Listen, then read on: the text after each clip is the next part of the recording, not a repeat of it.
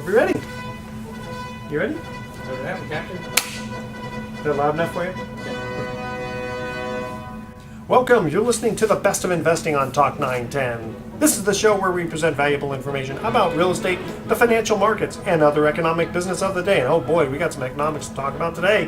For those of you listening for the first time, here's our format. A few people sitting around a bar having drinks without the drinks, talking business with you, the audience listening in. I'm your host, Edward Brown, and I'm pleased to have as my co-host Mark Hanf of Pacific Private Money, California's fastest growing private lender, and Catherine Harris, CPA. She's a CPA of Parati and Karat. Our phone number is 888-912-1190. Write that number down, 888-912-1190, because you're going to use that number to answer the trivia questions for 3 vacations given away during each commercial break. That's right, we're giving away 9 vacations during this show. Now, the vacations are not sponsored by the radio station. And today's trivia theme is the number 100. Ooh, our website is, you'll understand when we get into the questions. You like that number? Is that your favorite number? It might be today. Only if you add a few more zeros to it to my paycheck. Okay. Our website is bestofinvesting.com. Check us out on Facebook and YouTube by typing Best of Investing Radio Show. We're also on television, Comcast Channel 26 and AT&T 99, Channel 99 on Saturdays at noon and Sundays at 6 p.m. Now, one of the things we wanted to get into right away was this government shutdown. And I know, Catherine, you're going to have a few comments on that. Let me just add this one thing in the beginning. I love this part here. I read this in the paper. It said, no work but extra pay. Some of the furloughed employees not only get back pay, but they also get some unemployment. Double dipping, baby. Wonderful. Right, that was in the paper this morning. Right, I saw the double dipping one. I mean, it just made me really angry, and it must make a lot of Americans who, those remaining who don't work for the government, which is a ever-growing percentage of the workforce. But so it was one thing to hear when the shutdown was over that, oh well, we're going to give everybody back pay for not showing up. But wait, a lot of those guys got or are about to receive unemployment benefits. And here's the reason. It says the state law lets the workers keep the benefits because they did not perform any services for the back pay. Really? Yeah. See, I thought I wanted to say possibly an asterisk, because at one point they said once they do get paid, they would have to repay the unemployment. Except that there was this, well, we're not sure if they were going to get paid, or that they were going to have to work for it, so better just pay them and don't worry about it. So the taxpayer at the end of the day gets what he usually gets, which is bupkis. That's right. No, actually, worse negative. Yes. Worse than that. The short end of the stick. Right. Okay. So. Catherine, you wanted to. Well, I was going to talk about it. I was talking about. You would think the government, we always talk about the government creating the perfect storm, that every extension of the debt ceiling, it's going to be the perfect storm. But it seems like every time it happens and every time there's an extension, a better or more perfect storm actually occurs. So the one that just occurred for 2 weeks, a little bit more than 2 weeks. I like George Clooney. I like him too. Okay. So what happened is they extended the government basically in the spending till January and February of 2014. Yes. So in this uncertain economy, during the most significant quarter of consumption with the holidays, they're going to put this huge uncertainty, put it into play. But how much of a surplus are we running at right now? You guys can look at a lot of the positives, and things can be spun very different ways. Okay. But some people go into a lot of the details, but some people stop at the headlines. They see, oh my goodness, the debt ceiling's going to happen again. These people may be though they got back pay and unemployment pay, they may not get paid again come early January. So the holiday season's going to I'm curious what's going to happen during the holiday season. Like, why would they throw such an uncertainty into everybody's mind during the last quarter of the year? Well, and you're right about that, because companies, big corporations, they hate uncertainty. I mean, these guys, corporations have to plan. They have to dial in their inventory. They have to make orders. They have to, figure out, how they're going to create the products they're going to sell. If they're looking, down the barrel of another government shutdown and how that might drag the economy down, it just gives them nothing to work with. Yeah, but the stock market hasn't responded that way. I mean, that's it had a couple because of days, there's more stock. That's more of a response because it's so uncertain. the federal government's not gonna be changing interest rates. So I think that's what the stock market is adjusting to, is Right. more the Rates will emotions remain- over yeah. the interest rates, Yeah, not. money will remain low, Exactly. by all guesses, for the foreseeable future. But, Well, it's denial. We all love swimming in that river in Egypt. I mean, we know the Denial, government yes. likes to push things back, and that we have very little foresight from our federal government. Or state government, but specifically today, federal government. They weren't going to look a year, 5 years down the line. But can you think 3 months ahead of time? We know how sensitive this stuff is, and to push it during such a critical time, and then talk about taxes and stuff. I mean, if this happens, and the same outcome Yeah. of the October Oh, you know it is. deadline It's gonna happens be in another January and stare down. February. This is the middle of tax season. People are trying to submit tax returns. What are they yeah. going to do to this? What impact is that going to have? So Well, they Kath- create a more and more perfect storm. Storm, uh-huh. You would think that they've already created it, but no. Well, Every hey, time Catherine, it's you sound pretty smart. You should be like a CPA or something. Yeah. Yeah. Someone told me that. Okay. So I followed their advice. Good advice. I love it though. You love being a CPA? I love it. I like numbers. Can you see? I get giddy over the number 100. I get very excited talking numbers. Gosh, it's maybe next time we'll have the trivial theme will be taxes. Oh. Ooh, and she'll jump out of her seat. Okay. Okay, go ahead, Mark. So, yeah, I agree with you, Catherine. I think that it's just absurd that they, kick the can. And now, first of all, government always kicks the can down the street. They don't really respond to problems. They usually just buy time. But this is not even buying time. I mean, this is hardly even kicking the can. This is like stumbling over it. Okay, we'll revisit all of this in January. I don't see how we don't end up with another stare down. And, we know that President Obama has, begun to, during this lame duck term of his, dig in his heels because, he doesn't, have to worry about re-election now. And then you've got the Republicans who just don't seem fazed about what this might do to their reputation. I don't quite get it. And, and I vote Republican, and this stuff just perplexes me. It's just, I'm sure there are political nuances that I'm just not politically savvy enough to understand the benefits to either side, but it's crazy. It just drives me nuts. It does, and that's where your knowledge and or your information that you have about politics is just like anybody else in this country, and we just don't understand. And on both sides of the front, it just. Well, and certainly what are they our doing politicians, to the our politicians are economy? not businessmen either, and they're not trying to, support a family on a budget. I mean, so That's because they got paid. yeah, Wow. well, Don't you love that? You know what? Now they're upset because if they didn't, they would have gotten the unemployment money too. Yeah. I Darn. don't see how they could have accepted that money. I mean, just from the standpoint of not being a lynch mob, after Yes. them. And on that happy note, Yeah. we're going to cut to our first commercial break here, and the trivia theme is the number 100, because that's Catherine's favorite number. Yes. I'm not sure why, but okay. Need to answer this question. What was the name of the Roman soldier who was in charge of a 100-man unit?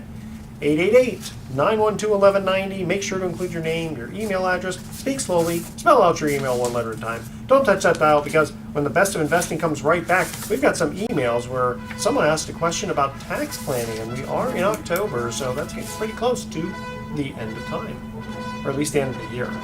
Okay, don't touch that dial. The Best of Investing will be right back. Welcome back to The Best of Investing. I'm Edward Brown, your host, along with Mark Hahn, president of Pacific Private Money, one of the fastest growing private lenders in Northern California, and Catherine Harris, CPA of Parati & Karad. We always have to have someone who's intelligent on the show, so we like having Catherine because she's a CPA. All I right. raised the bar. You raised the bar. Just a Thank you little very bit. much. Somebody Yeah, exactly. Me, I kept doing the limbo going underneath it. Okay, the first commercial break, first trivia question, the theme was the number 100. What was the name of the Roman soldier who was in charge of a 100-man unit? Catherine, No put you on the idea. spot. And we just said how intelligent you were. I'm, You just, know the Okay. answer. I'm just teasing you. Centurion. Centurion. Would never have known. Never known that. Never Okay. have known. That's okay. All right. Now, we do have an email for you that says, since we are nearing, this person writes in, says, since we're nearing the end of 2013, when is the best time to meet with the CPA for any last-minute tax planning? like last minute, like December 31st? Yes, yes. Hopefully not December 31st, but October is a great month, especially if you have a CPA and things haven't changed substantially. October, early November are great periods of time to I guess touch base. that still gives you some time to. Yes. What are some of the typical things that people would be strongly considering doing on the tax planning front in the last quarter? It really depends on what's your tax status. I have a client who has his own business, and he actually owns the property that the business rents. So it's determining how much income the entity should be providing him as rental income. So we want to make sure that there's enough profit at the end of the year. Like prepaying January's Yes, rent or something. depending on how the net income's laying out, how you want to pay, if it's better to pay income to him through rental income or rather having it as corporate income. If you're buying a house, I actually just met with somebody today for tax planning, and they're thinking about buying a house, and it's looking at your last year's tax return and looking at this year's and seeing what you can change. There's lots of limits out there. There's the new tax limit for $250,000 for a few new taxes. So you might want to look at increasing your 401k contributions or other type of contributions. Retirement, exactly. Those are the type of, especially when you're near you've either changed your job or a new position where income limits have changed, and obviously because of the new tax laws with the new tax rates. Those would be things to look into and considering them. So Catherine, I got a question for you. I know that there's certain things you can do well into the next year with respect to retirement accounts that still affect your previous year's tax liability. So for example, for 2013, there's certain things we can do before April of 2014 or April 15th. Like contributing to an IRA. Right. Exactly. So are there things that you cannot do with respect to your IRAs after December 31st, or is it? Well, that one that specifically you're speaking about is the funding of the IRA or Roth IRA, depending on your income limits. That's the only one I can think if you have a profit sharing plan. Mr. Cotter, you remember that? If you do like a pension or profit sharing plan, you have to at least set it up before December 31st if you haven't. You can always fund it later, but you have to set it up before the end of the year. A lot of people, they've come, March, and they say, well, yeah, an IRA is okay, but I really wanted to, I want to set up a pension plan and fund it for the previous year, but you can't do that. You have to at least set it up before December 31st. Yeah. I know last year when I met with my tax planner in October, early November, he reminded me that you have to pay yourself a little bit more bonus income out of your S Corp, because I have an S Corp for my brokerage, because I wasn't paying myself wages high enough for Social Security. So there's little nuances like that if you're in business that you probably ought to meet with your tax planner before the end of the year, so at least you've got some options that will keep you out of hot water with the state of the IRS. Yes, exactly. You talked about with like an S Corp. That's where you want to decide if you want to do a profit sharing contribution. Those type of, if you are an individual who's got a business or an owner of a business, that is another item to consider. Now, a lot of CPAs aren't as up to snuff with the law as they should be, but it sounds like you and your company, you got a fairly decent-sized company. Yes. Now, how many accountants are there? There's about 10 CPAs on staff. There's about 15 of us during tax season. Okay, I mean that's good, because that's a good size. It's not too big where you get lost as a client, not too small where you wonder if they're really paying attention to your account. No, that's exactly what I was going to say. Yeah, that's good. We're a firm we have one office, and we actually have great relationships with all our clients, and generally you not just have a relationship with one individual, but maybe two people on staff. So if somebody's on vacation and you've got a question, you've got something of concern, there's someone there who can answer your question, that's a good point. Who is actually familiar with your financial position and can assist in time of need if the partner's not there, who is your direct contact. And do you guys ever travel to the client's office? We do, depending on what we do. Usually for tax work, that's done in-house, but we also do other work. We do attest work. We'll do audits and reviews and compilations if you have a requirement by a loan with the bank, or if you get money from the state or from the Fed, depending on various terms. You may require some type of attest services, and we do that services. And we do those usually at the clients. Okay, Mark, email for you, which kind of relates to what we first started talking about with the government shutdown. Person says, when the government shut shutdown happened, how did that affect your business? Well, it didn't really, other than it was actually a slight little mini boost. And it didn't affect it negatively, it actually affected it positively. And Okay, why explain it that, did is we ended up seeing several applications during that 2-week period that looked like they should have been a bank loan, but they ended up getting derailed because the bank was unable to verify the tax return income on the applicant, because there's a certain form that when you go to a bank and you provide your tax returns, they make you sign this one piece of paper. 4506? It's called a 4506T, and it's to obtain a tax transcript from the IRS. Well, I happen to know from experience, because I was trying to get one for a client which was unrelated to my business. It was actually for my mother. I was trying to get her a tax transcript. And during that shutdown period, the fax machine was off the hook at the IRS. So you fax these 4506T's transcript requests to the government. And anyway, it didn't go through for the entire 2 weeks. So did she drive to Ogden and knock on the door and it was closed? So we had, so anyways, I had to wait for her, but wait for the shutdown to be able to get that for her. But also people whose loans were on hold. There was a couple of situations where the real estate transaction was going to expire, and the loan applicant was going to lose that opportunity. So we got actually two really good deals that we closed, by the way, very, very quickly for the applicant on what was to be a bank loan transaction to close a purchase where time was running out.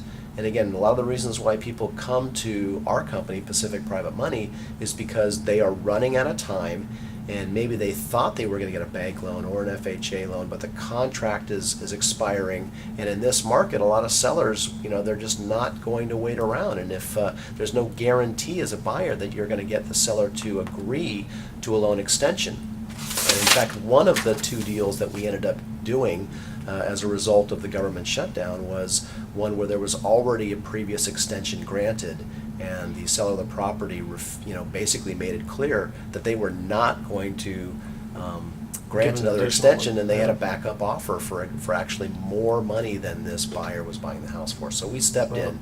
Look, the buyer wasn't happy that he had to resort to hard money. Well, especially since it had to do with the government. It was the government's fault. Right. Yeah. But, again, so, we came in and, quote, saved the day for the borrower, but the borrower was obviously more than a little aggravated that they even had to use it. But at least they didn't lose their deposit and lose the opportunity to purchase. So I'm not going to say that they were glad to to pay the rates that we had to charge them. And again, we're not charging because we want to charge high rates. It's just that's the access to capital that we have is at a certain price, and it's usually for a business or emergency purpose that people use it. I don't know, Catherine. What do you think? The government shutdown? They do that in cahoots with Mark here, just to give more business. Yes, exactly. The real estate market's all incestuous with the federal government. Okay, so but I was going to say that's a great benefit for you over the next couple of months is if you don't want to have, especially as we go into 2014 and become even more guidelines and restrictions for acquiring debts, the private money option is becoming more and more. What's a good word for it? It's the avenue. Yes, a nice avenue. Well, it is, and it's not to say that we're not under the same or similar regulations as the banks are. So there are some more mortgage rules coming down the pike. January 10 of 2014 is an infamous date because there's a number of more regulations that are going to go into effect on that date that are going to further restrict lending on consumer loans. But largely the loans that we do, which are mostly investment and business purpose loans, those are remaining untouched by these new consumer protection provisions. So certainly we like to call them tentacles. Tentacles, yes. So yeah, it's going to be that much more difficult as a consumer to borrow money from the banks. You can thank Misters Frank and Dodd for passing that huge piece of legislation that has now resulted in multiple layers of regulations. But there's like I said, new slew of laws that are set out to protect. It's okay. Halloween is right around the corner. You can call them Frank and Dodd. Frank and Dodd, yes. Okay, now we're going to cut to the second commercial break, and the trivia question for that break is again the theme is the number 100. All right. Okay. Which fictional character lived in the 100-acre wood? Now, you have kids, so you know this one. The first three... She's shaking her head no on this one, too. She knows. Okay, she knows it. Don't touch that dial because the best of investing. We'll be right back.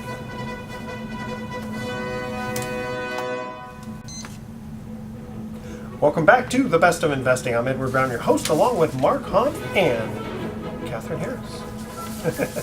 Wave to the radio. Okay, wave to the camera. Okay, when we cut to the second commercial break, we asked this trivia question. Which fictional character lived in the 100-acre wood? Catherine. Winnie the Pooh. Winnie the Pooh, that is correct. And what did Eeyore say? Oh, it'll never work. I just know it. And the wonderful thing about Tigers is I'm the only one. Okay. I'm sorry, we get so silly on this show, but we have a good time. That's what I keep telling myself. We have a good time. Can't all be serious. We have to. Yeah, especially with the government shutdown and all that. Sure. Yes. Okay. Got to bring some sunshine to this world. Yeah. Well, you know what? Also, it helps you keep young and look young. I mean, I look pretty good for a man at 82. You look wonderful. Okay, thank you. Okay, so Mark, you got to tell us, because I know you're working on some exciting things at Pacific Private Money. Share it with our audience, please. Well, we have an event coming up that I want to let the audience know about. We are having what we're calling our fund launch event. Now, even though we've already launched the Pacific Private Money Fund earlier this year, Pacific Private Money Fund is a mortgage pool fund that pays 8% and higher, 8% or higher on your savings or IRA money to the shareholders who choose to invest in the Pacific Private Money Fund.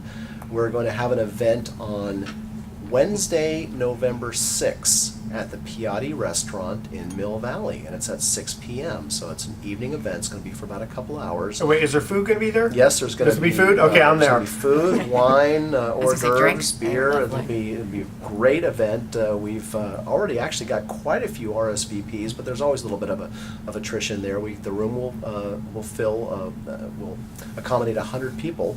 And so we're almost at that number, but again, we're inviting obviously newcomers in, because I know that there's a rule of thumb when 100 people say they're going to show up, that 30% probably won't, because life happens, right? People but forget, so keep people get sick. RSVPing 415-883-2150 to RSVP for the Pacific Private Money Fund launch event being held on Wednesday, November 6th. At 6 p.m. at the Pedis Restaurant in Mill Valley. And what we're going to do is we've actually got a special guest there also from IRA Services will be there to talk about IRAs, self-directed IRAs, as I was couldn't spit out there. If you do not have a self-directed IRA, you should strongly consider the benefits of having a self-directed IRA, maybe in addition to. Will they be able to talk about that and kind of help if someone's interested in? Yes, absolutely. Well, in fact, IRA Services is one of the more popular Bay Area IRA custodians for self-directed IRAs. Now, you can have a traditional or a Roth IRA as self-directed. It doesn't. Some people believe that a self-directed IRA has to be a Roth IRA, which is a specific type of IRA, but you can have both a traditional IRA and a Roth IRA. Well, and the thing is, even if you already have a self-directed IRA with another custodian, I suggest that you check out IRAservices.com, because their fees are so low. Yeah. And people don't think about that. They don't realize that kind of once they go in. The disclosures around those fees also have been improved. Well, so well, it's there was really much more. There was one company we were dealing with before we had ever heard of IRA services, and they changed the rules. And they said, oh, by the way, from now on, we're going to start charging like 0.5% of the assets. Oh, wow. And it's like, that changes the game quite a bit. Right, it does. IRA Services charges transactional fees, not based on the assets under management. That's very important. And so, there really doesn't make a lot of sense if it's $100,000 or $1 million.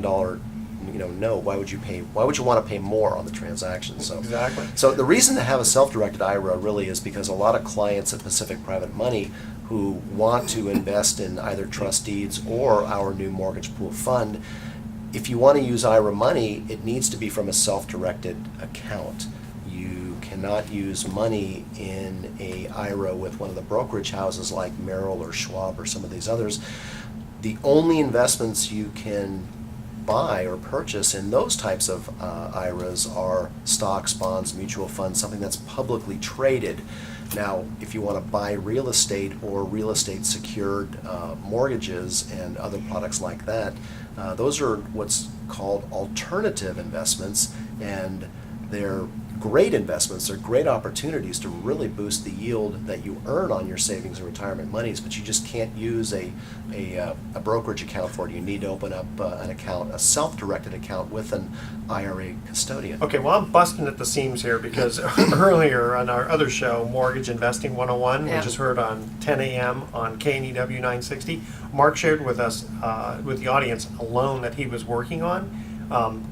Share that with us, the one in San Rafael. Oh, okay. So we have a loan request from a repeat borrower client, and a lot of our clients at Pacific Private Money are contractors, remodelers, rehabbers. You know, they're all real estate investors, and we love our repeat clients because these are guys that have demonstrated a track record and an ability to perform on for example, on a buy, fix, and flip, which is probably one of the most common real estate investments, certainly in the last several years. One of the most common or more common real estate investment activities have been buying distressed property, whether through foreclosure or short sale, doing a nice remodel to the property, and then reselling it for a profit. So we have a loan request for a property in San Rafael that actually it's currently vacant, and it's actually quite a mess in terms of, you walk through the house, it's like it's been remodeled many times, but not of a high quality, and there have been room additions, and so all of the square footage is illegal. All the square footage is legal. I almost said illegal. So it's roughly 2,000 square feet. They're getting this house for, and again, this is San Rafael, where homes in this neighborhood are selling anywhere from, the high nines to $1 million to $2 million, depending on the type of house. But anyway, we've looked at the budget, we've looked at the drawings, and they've got a great contractor all lined up. They're buying the property for $500,000. They're going to put about $250,000 into this property, and with holding costs and such, they're going to be probably between $800,000 and $850,000 in it. And they're looking, at least by their numbers, and they may be, pushing the envelope a little bit. They're hoping to get, and it's comping out at about 1.7 million. I'm probably My God. I'm probably closer to 1.5, and but the way I look at it is, even if it's 1.3, it really there's so much opportunity in this project, and it's in a good area of San Rafael with where the market is such that it won't take long to sell this. A concern that we have on a major remodel like that is that there's enough profit potential, so if the market does dip next year, which some people seem to think it might, these guys aren't going to get stuck with a project that they've over remodeled. Well, And the profit margin, there's a good profit margin in there. Yeah. Right, we don't want someone to realize that they're not going to make any money and then leave the project unfinished. That's a risk. Well, that they're we always putting a solve lot of for. money in themselves. Well, they are, and so the loan that we're doing for them is 70% of $500,000. They're coming in with a down payment of 30%, and then they've got a financial partner who's in there for about $250,000. So there's somebody else that's going to be behind our loan. Both It's almost like a second borrower. it's like right? having it's like having an additional guarantor, so to speak. Even if they're not signing the loan documents, they're not going to let their investment be at risk. Yeah. So again, we really like loans where there's a financial partner who may even record his financial contribution as a second behind our first. So it you're- gives us added protection and makes us sleep better at night that loan is very unlikely to default, because not only do we have the contractor / borrower, but we've got his financial partner who has an incentive to make sure our loan Okay, so performs. just to summarize this, you're going to be a $350,000 first on a property that eventually will be, after it's Somewhere finished, in the a low to million mid fid, 1 millions, 1.5 yeah, or something. yeah. So you're roughly 25%, let's call it LTV.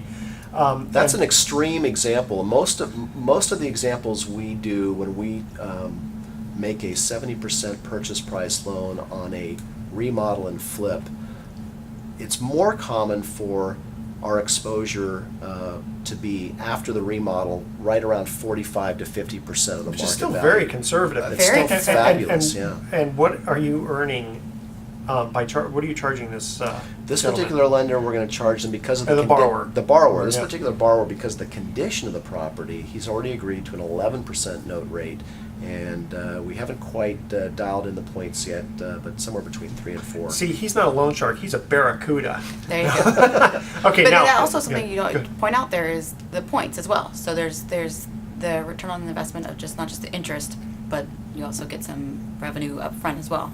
Yeah, because he Absolutely. splits that with the fund. So this loan of $350,000 will be in his new fund, will earn 11% interest, and will split the points with Mark's company. So that's one of the reasons I got a big smile on my Yes. face, because I'm invested already in his fund. So I'm a very happy camper. I wonder on that loan if Mark in the back of his mind isn't going, gosh, I sure hope they don't pay me. Yes. I make a small fortune for the fund. Okay, we are going to cut to our third and final commercial break, and I'm looking right at Catherine because, again, her Same. favorite number is 100. Which letter is used to represent 100 in Roman numerals? The first 3 callers with the correct answer win a free 3-day, 2-night stay at the Lighthouse Resort. Mr. Kramer, do you know this one? He's got a smile on his face. He's a smart guy. He should be here Again, with see, I us. did 6 years of high school. He did 7. That's why he's smarter. Don't touch that dial, because the best of investing will be right back with Mark Hanf bringing us some economic news. Welcome back to the best of investing. I'm Edward Brown, your host, along with Mark Hanf, president of Pacific Private Money, and Catherine Harris, CPA of Parati and Karat. When we cut to the third commercial break, we asked this trivia question: which letter is used to represent the number 100 in Roman numerals? No clue. Is it this one? L, L? no. It's not, L is 50, right? I think that is correct. C. Yes. C what? Oh, C, the letter The C. letter C. That actually makes sense. Yes. Ah. You C think for of- centurion. Well, Yes. yeah. Well, oh, yeah, that's right. And then also, if you look at if you look at the movies, for some reason they never do it in numbers. They do it in Roman numerals. Right at and the you gotta very get, Yes. end, right? yeah, it's M, scrolling. C, C, C, Yeah. and all that kind of stuff. M being 1,000, right? That's right. And Catherine, you were going to ask Mark a question I did about have his a question fund. for you, Mark. I wanted to see if there was a minimum investment to contribute or be part of the fund. The mortgage pool fund has a minimum investment of $50,000, and we are only able to take accredited investors at this time. And again, that's thanks to government regulation, but you need to be an accredited investor to invest in our mortgage pool fund. Accredited means you have either a net worth of $1 million, not including your primary residence, or you make $200,000 or more a year the last 2 years. That's how the government defines, and the Securities and Exchange Commission currently defines accredited investors. So if you qualify for that and you've got at least $50,000 burning a hole in your pocket, doing nothing, earning you all of 0.25% at the bank, and you want Really? We're going to get a 2%. Exactly. Tell me you want to put it to where- work earning 8% or more, you should investigate the options available to you through mortgage investing by contacting us at Pacific Private Money, And Or one of the- attend the event. or attend the attend event. the event to learn That's a little right. bit more. Well, one of the nice things, also Mark said a lot of nice things about this, but Oh, thank you. the minimum loan, the minimum term to be an investor is only 2 years. So it's not like once you invest, my money's locked up for 20 years. You can get your money out after 2 years, Right, which it's is not- really short it's term. It not- is a short term. It's not a long-term commitment, and it's not too short. I mean, we picked that number because that's kind of the number that I think is optimal for our ability to return a high yield for the shareholders in the fund. Because we generally make 12, 18, 24-month loans, and so we didn't want the fund to be like, be treated like an ATM or like a money market Sure. account. That's not what the intention is. We're really looking for people not to park money for a short term, but to use that as an investment strategy to boost the yield in their retirement savings. So you guys don't have an ATM right outside your office? No, we don't. Okay. Although that's not a bad idea. It's not bad, yeah. Okay, we have about 3 minutes to go, so go ahead. And So the September numbers came out for real estate, and there was a headline in the Chronicle. And again, I love the Chronicle, but they pick up articles from other news services. And this one said, purchases of previously owned homes fell in September for the first time in 3 months, retreating from an almost 4-year high as rising prices and mortgage rates discouraged would-be buyers. So that headline would suggest that, well, rising prices and mortgage rates were the cause of the September drop-off in sales. But another article in Property Radar, which is, I think, written by people who are a little bit smarter and maybe more well-known than your average reporter when it comes to real estate activity, said September's double-digit drop in sales is not unusual for this time of year because sales volume typically declines in fall and winter. And in fact, if you look at September of 2013 and compare it to September of 2012, it's almost identical. So That percentage drop? the percentage, well, no, Or- it's the same. So there were about, in California, we had approximately 30,000 sales of homes in both September of 12 and September of 13. So there was a drop off over the summer, but it's consistent with what typically happens. So again, you just kind of have to take headlines with a grain of salt. You So do. it really does. And one thing that's, again, noteworthy, we talked about this in prior shows, even though foreclosure activity is way down and new foreclosures are way down, and you hear about these drop-offs, and some would even believe that, we're basically past the foreclosure activity. That's not necessarily true because, as it turns out, 30% of California homes are still at or near underwater. And so that's still, you're talking Wow. about 2 million homes are underwater or barely above water, which effectively shuts them out of the California real estate market still. So there are still potentially, and then we remember the term shadow inventory from a couple of years ago. This is technically different kind of shadow inventory. It's basically inventory of homeowners that are trapped and unable to sell because they're either too close to break even and don't have the ability to sell. They can't sell and pay a real estate broker, or have any money left over to buy the next house. So they're basically effectively trapped in this market right now. So there's still a lot of potential, I think, in the coming years for real estate investors to find opportunities. I don't think the horses haven't all left the barn yet. So that's good news, I think, for real estate investors. So again, remind people, Mark, how do people get a hold of you? Because I'm still focusing in on 8.9% for the fund. I didn't hear anything else you said. No, I'm Your just kidding. eyes, you get this smile on your face and this faraway look in your eye. So I I'm think he Mark. means point, no. Yeah. 8 point. 8.9, yeah. 8.9%, yeah. Perfect. Okay, here's our thoughts for the day. These are baseball quotes. Apparently, Sandy Koufax's fastball was so fast, some batters used to swing as he was on his way to the mound. And Casey idea. Stengel said, "I was such a dangerous hitter. I even got intentional walks in batting practice." Tune in next week to The Best of Investing. We're going to be giving away 9 more free vacations for answering trivia questions. Thanks for listening. On behalf of our team, I'm Edward Brown, wishing you the best of investing. Welcome. You're listening to The Best of Investing on Talk 910. This is the show where we present valuable information about real estate, the financial markets, and other economic business of the day. And for those of you listening for the first time, here's our format. A few guys sitting around a bar having drinks without the drinks, talking business with you, the audience, listening in. I'm your host, Edward Brown, and I'm pleased to have as my co-host Mark Hanf of Pacific Private Money, California's fastest growing private lender, and Robert Schiff of RPM Mortgage. Our phone number is 888-912-1190. Write that number down, 888-912-1190. Use that number to answer the trivia questions for 3 vacations given away during each commercial break. That's right, we're giving away 9 vacations during this show. And today's trivia theme is name changes in the Bible. This will be kind of interesting to see who Name changes. Name changes in the Bible. Okay. Our website is bestofinvesting.com. Check us out on Facebook and YouTube by typing Best of Investing Radio Show. We're also on television, Comcast Channel 26 and AT&T Channel 29 on Saturdays at noon and Sundays at 6 p.m. Check us out on TV. You can see how handsome my co-hosts are. And today's guest is Right. Aaron Lapidus, who is going to discuss how to have a 5-figure garage sale and other secrets. This is going to be exciting. Aaron, welcome to The Best of Investing. Thanks a lot for having me on today. All right. Well, So, Aaron, is it true that you've got is it a reality show or just a TV show about how to become a garage sale millionaire?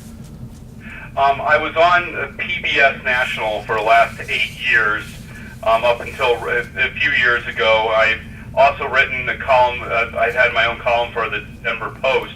I'm not on currently, but I do a lot of things for Discovery and the History Channel and Yahoo.com.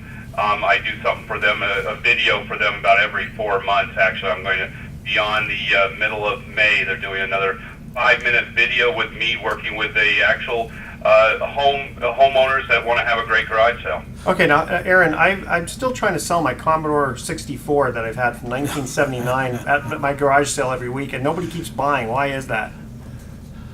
That's because either two things.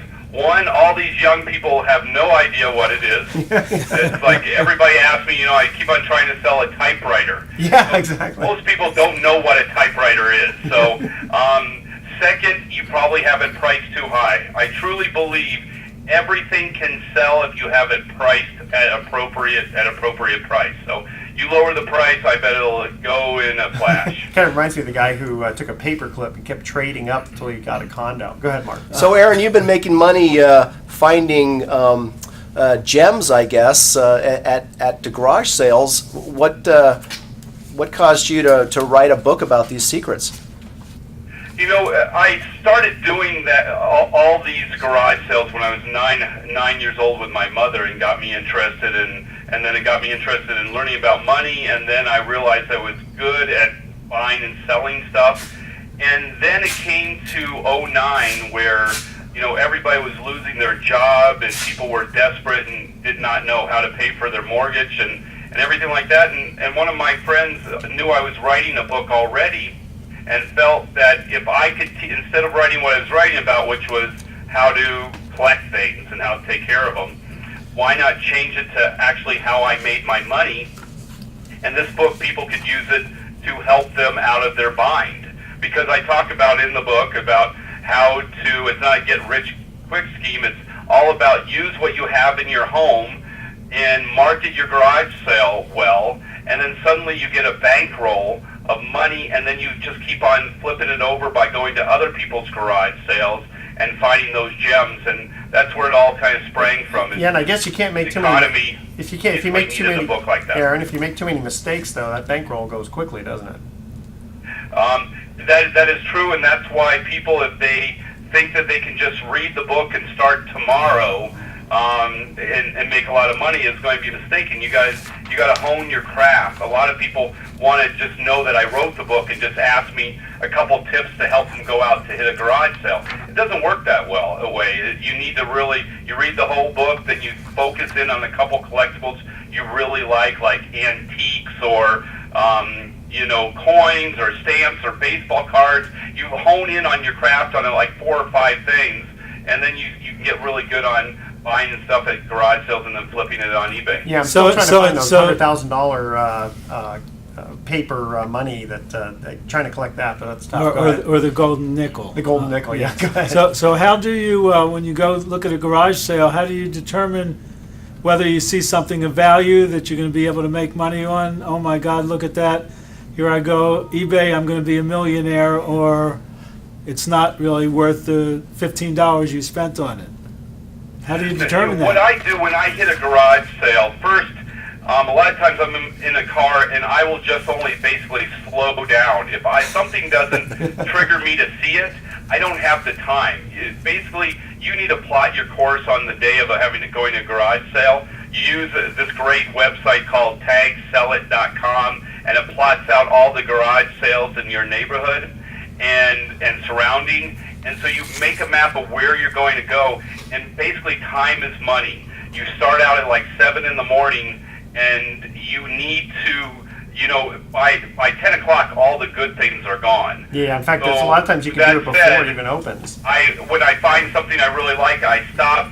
I always have a smartphone with me, and I kind of do my research either on eBay or other websites to see if there's a value and if I can make some money off of it. And those garage sales that you find on the web, I guess someone would have to input the information. It can't be just a Google map where suddenly you look and you go, hey, there looks like a garage sale down there. No. Google's gotten pretty good to zone in on everybody and like Big Brother, but with Tag Sell It, basically it's part of marketing your garage sale. Not only would you let people, your friends on Facebook know about it and Craigslist, but Tag Sell It for free. You can list your garage sale on it, and it's a great way to market it because thousands and thousands of people look at it every weekend to see where their local garage sales are. So, Aaron, in your bio, it says that you came up with these strategies that helped you make your first million from garage sales when you were in your late 20s. What were you finding? Was there like one big find, or did you find that you discovered a niche of product you were able to identify and resell to make that money? You know, I took the money that I made. Actually, it was not my. Actually, just to correct you a little bit, it wasn't my late 20s that I made my. I was probably at $1 million when I was at about 24. Oh, I hate you. Sorry, but it makes a difference because I was on my path to doing more bigger things after that. But in my teens, I was going to garage sales, flipping it, and I started to go into bigger and better things and buying people's coins and stamps. And then I started to go and going to schools, colleges. At the end of the year, people throw away or give away or discount pretty much everything. And so I was going to colleges in my area and buying things and finding things people were throwing away and flipping them. And so I was doing it all. I was going to secondhand stores, doing whatever, going into the classifieds where everybody needed money. I was going and picking up stuff and flipping it, and I was doing it the hard way. Back in my day, there was no eBay. Yeah. In fact, now they have like Free Cycle, which is pretty cool. People want to throw things away, and they because they can't really, quote, they don't think that they can sell it. It's going to cost them more to dump it. Yeah. Okay, hey guys, we're going to cut to our first commercial break. We're in the studio on the phone here with Aaron Lapidus, who's quite an expert in garage sales and other secret gems, and we're going to get back to him. Okay, here is the first trivia question, and again, the theme is name changes in the Bible. What was the Apostle Paul's name before it was changed to Paul? All right, now nobody in the studio do it because we got to get the audience to call in. The first three callers with the correct answer are going to win a free 3-day, 2-night stay at the Lighthouse Resort.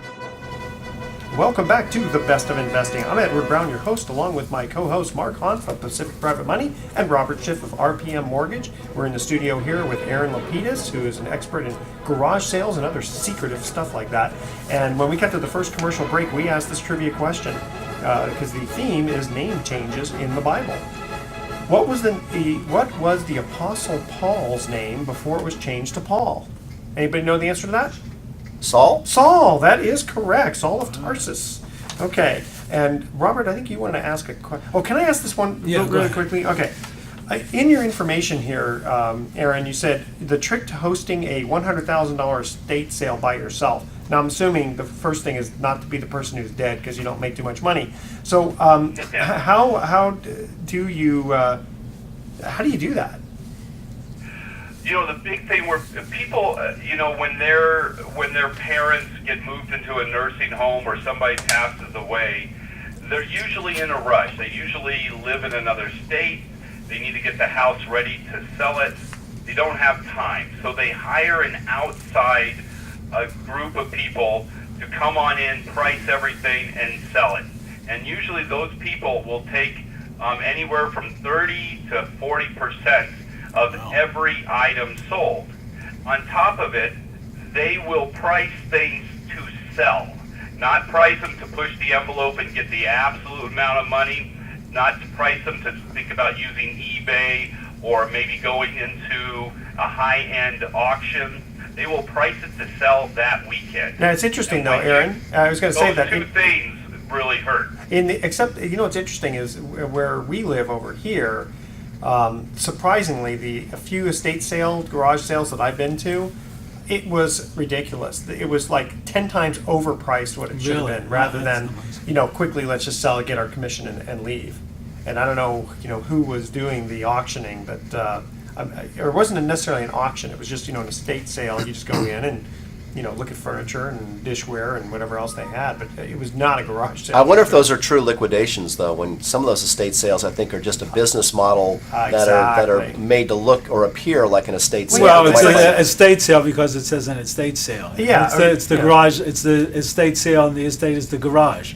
yeah. Or, someone says 125% off, kind of gets you, Yes. that's interesting. So, Robert, you were... Aaron, you have any suggestions for people that are going to hold garage sales and how they can get the most out of their money and their stuff? Ways to show it, or any suggestions for them? Yeah, a couple big things is never sell anything you don't know what it's worth, because that's how people like me make $1 million. So, and every time I say that, people will always say, well, I just want to get rid of it. I don't have time to do any research on it. Well, just know by that, somebody's going to be making money off you, and if you're okay with that, then you're okay with that. But if you really want a $1,500 to $2,500 garage sale, you need to find out what the value of it is, because to have a garage sale doesn't mean you have to have it sold in your garage sale. It means that you're putting it out to sell. eBay may be a better venue for that item. Small items that are easily shipped that are worth $75 on up could garner more money on eBay than in a garage sale. Well, so that's something you have to think about. So that's the big thing. The second big thing, if you want a lot of people at your garage sale, the number one thing you can do is put out 15 to 20 large signs, 3 by 5 foot signs, and place them anywhere from a couple blocks away to up to 3 miles away. Those things, by far, will make your garage sale successful. Hey, Aaron, it's funny. I used to live on a very busy street, and it was so good for that. We never even had to put up a sign. All we had to do was just put stuff out on the driveway, and people would just stop by. In fact, I'll bet you were one of those guys who, when we said if we did put up a sign that said open up at 10 a.m., you'd be there at 7 a.m. going, hey, can I start buying some of this stuff now? Actually, no, I would never do that. I would be at your house the night before offering you $20 just to take a look. Yeah. Hey, Aaron, any examples of stuff that you found at garage sales that you said, oh, there's no way I'm going to sell this. This is too cool? Yes, I have. There are times that I come across historical documents, and people will say, that's at a garage sale. Well, a lot of people don't ask the owner of the garage sale, do you have anything else to sell? And I will always say, do you have anything like old firearms, old historical documents, old comic books? Old and money? So that's, when I find something historical or an old weapon, I have been known to usually keep those things because I collect old weapons and presidential and historical documents. I'm always a buyer, and wherever I find it, I usually just will keep it for my own office. Yeah, I tried to do that. Do you then at some point when you get a collection and it's significant increase in value because it's a collection, then sell that, or do you tend to keep those? Absolutely, and I'll give you an example. My collection that I'm collecting right now is every single president of the United States in a document. Not a cut signature, which is just the signature, in a document, like a pardon or a letter. And I have 70% of all the presidents right now. What do you got from Franklin Pierce? That I will be, that'll be something that My will favorite president. pay for See, the my one that was president for son's 3 days or college something. education, hopefully. What do you have from Franklin Pierce, my favorite president? I actually have him. I either have a appointment or a pardon. That's what it was. Is usually that's during the time that I got. I love documents because they have these big wax stamps on the bottom, Sure, and they're yeah. usually double signed by not only the president, but could be either the Secretary of State or the Secretary of War, depending on what kind of pardon it is. Do you like that TV show Pawn Stars? I do, but it's Hollywood. Yeah. Everything is staged. Rick, the guy Yeah. who is the owner of the pawn shop, he really knows his stuff, and they do take time to research everything and give you good values, and it is a great learning show. You will learn a lot, and it's Hollywood. It's not real. You know, those people just don't walk off the street. They send out a mass call for anybody of cool stuff that wants to come on the show to do it. But if you're beyond that and you just like it for what it is, I like the show. Okay. Do you have any tricks for selling stuff on eBay? Things you should or shouldn't do? Just basics for selling stuff on eBay? Absolutely. Don't copy other people's descriptions of an item. A lot of people will take a look at what they have and try to match it up to something that they see on eBay, and it's not the exact same thing. And they don't take the time to see if it is exact. And a lot of time when you copy somebody else's description, their description is wrong. 50% of all descriptions on eBay are wrong. So they could either what it is wrong, the photo is hiding something you can't see, the size is wrong. So you got to be careful when you're copying somebody else's information to talk about yours. You could be hurting yourself greatly. Yeah, I went to go buy a car to make sure what you got. I went to go buy a car one time on Craigslist, and they only had half the photo of the car, and when I went there, it was on blocks. So do you also buy on eBay a lot, or is it mostly places where Every you day. physically can? Oh, No, okay. every day. When the big economic downfall in 09 and 10 was going on, my gallery, which that's what I do, I own an art gallery in Denver. My business was at a standstill, and I went back to what I knew.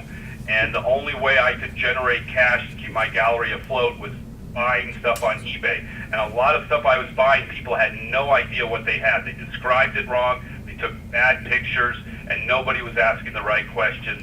And I have expertises in several fields, and I bought them, and I just started flipping stuff, and I did what I did back in the team, but when I was in my teens, and I did it again, and it's very easy to do when you know what you're buying and selling. Okay, Aaron Lapidus, thank you very much for joining us in the studio.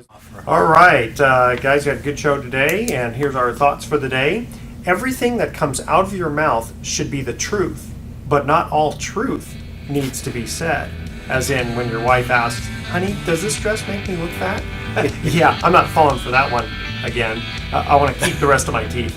And yesterday I was driving behind this guy who had a bumper sticker that said, watch out for the idiot behind me. So I said, okay. And then it dawned on me.